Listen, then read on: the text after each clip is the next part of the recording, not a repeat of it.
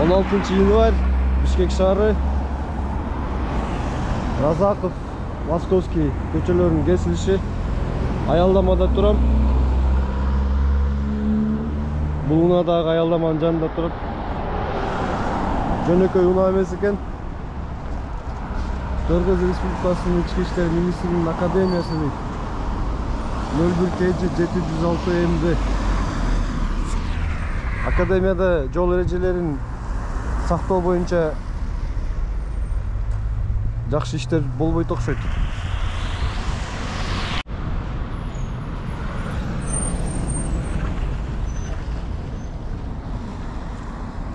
Саламатсыз болуш капитан. Салам. Сиздики? Ооба. Эреже бузуп турасыз го?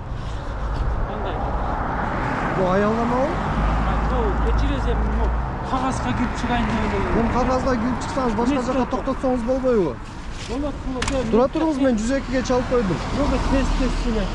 Я, Кагаз эле алыш керек. мен 102-ге чалдым. Тура туруңуз. Өзүңүз тасып коңузчу.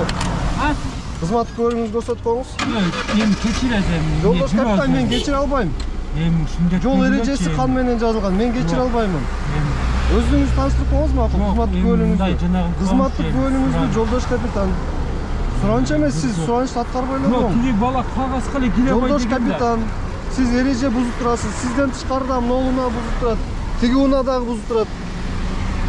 Сиз эгерде жөнөкөй гражданский болгондо мен унчукпай эле кетмекмин. Но суукта. Жолдош капитан, макул, жолдош капитан, кызматтык бөлүмүңүздү. Мен эч нерсе деген. Жолдош капитан, кызматтык бөлүмүңүздү. Мен атайын 102-ге чалып койдум атам.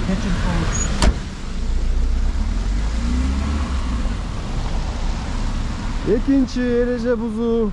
Поворотнигин да жандырган жок. Кыймылды баштаганда 102-ге чалдык, 102 жок.